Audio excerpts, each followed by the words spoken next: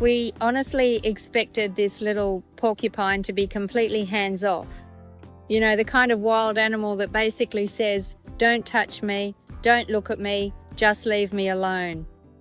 But then baby started doing something none of us expected. He began calling for us. At first it was just a quiet little sound, but if no one responded, he got louder and louder, almost like he was saying, "Hey, Really? I'm still over here." And before long, we realized this tiny porcupine had a very unique way of making sure nobody forgot about him. You will, you'll be. But when baby first arrived at the wildlife rescue, things were completely different. Back then, he was weak, scared, and wanted absolutely nothing to do with people. He had been found alone on a lawn with no mother around for several days. No one knew exactly how long he had been out there, but one thing was clear. If someone hadn't stepped in, baby probably wouldn't have survived. Hey Penelope, can you tell everybody how you're feeling? How are you feeling? He was also in pretty rough shape. Baby had a severe case of ringworm, and his skin was badly affected. For such a small animal, his little body was already dealing with a lot. And caring for him wasn't easy at first. He was scared, hated being picked up, and whenever we had to handle him, he would fling his tail around and make these tiny, stressed out, squeaking noises.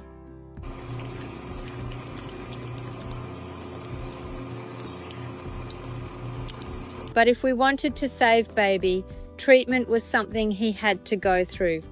That meant medicated sulfur baths and regular oral medication. In the beginning, every treatment felt like a tiny negotiation between us and a porcupine, who made it very clear that he did not approve of any of it.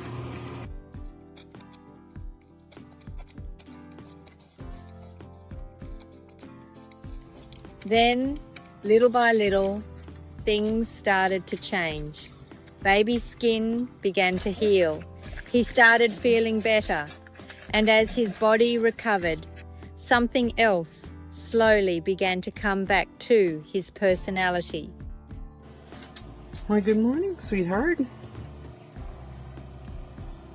Baby was still a wild animal, but he wasn't reacting out of fear every time we came near anymore. Instead, he started watching us, then waiting for us, and eventually he began to trust us. It didn't happen overnight. It wasn't some magical moment where everything suddenly changed.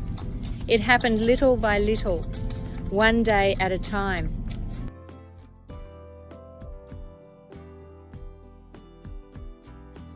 And it turned out there was one especially good way to win baby's heart, something delicious.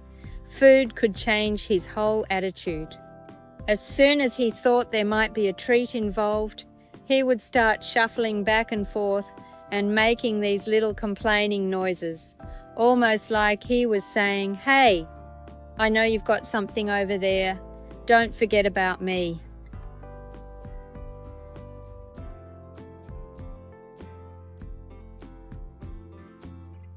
Those little sounds eventually became part of our everyday routine. At first they were quiet, but if baby felt like he was being ignored, he would slowly get louder. And at some point we started looking at each other and thinking, wait a second, does he sound like he's trying to say something?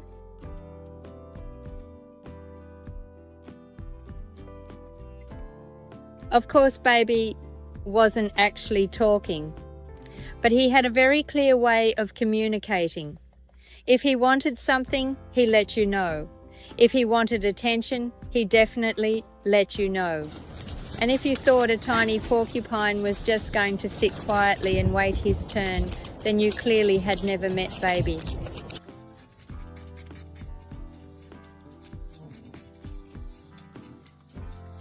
As time went on, our relationship became something really special.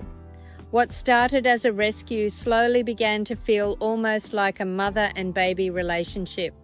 Baby went from being this frightened little porcupine who didn't want anyone touching him to becoming my baby.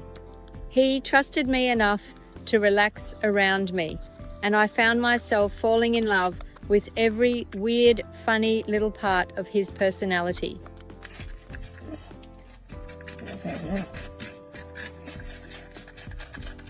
Eventually, Baby's skin completely healed. His fur started growing back, and beautiful new quills began to come in. Watching him change was incredible.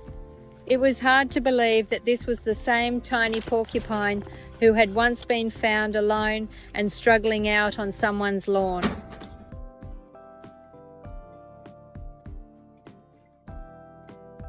As Baby got stronger, we were able to do more things together. Those little moments only made our bond feel deeper. But at the same time, I always knew it wasn't something that could last forever.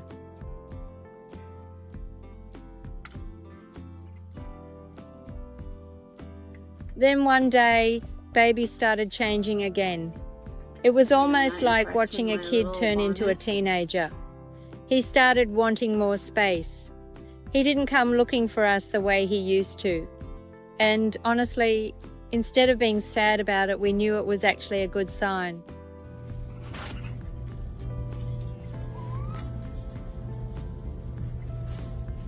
Baby was growing up. He wasn't that fragile little animal who needed someone taking care of him every hour anymore. His natural instincts were getting stronger, and that was when we knew he was getting closer to being ready for release.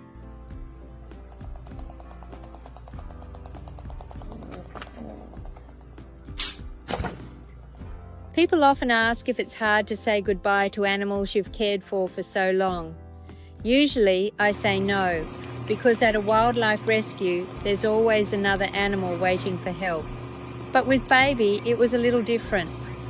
We had been there through his weakest days. We heard his tiny little calls, cared for his skin, gave him his medicine, and watched him grow stronger one day at a time.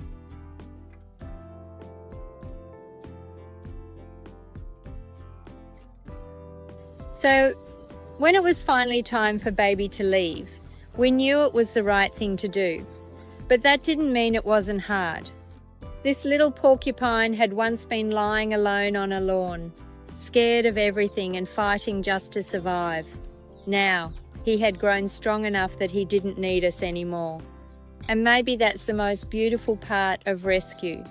You begin by trying to save a life.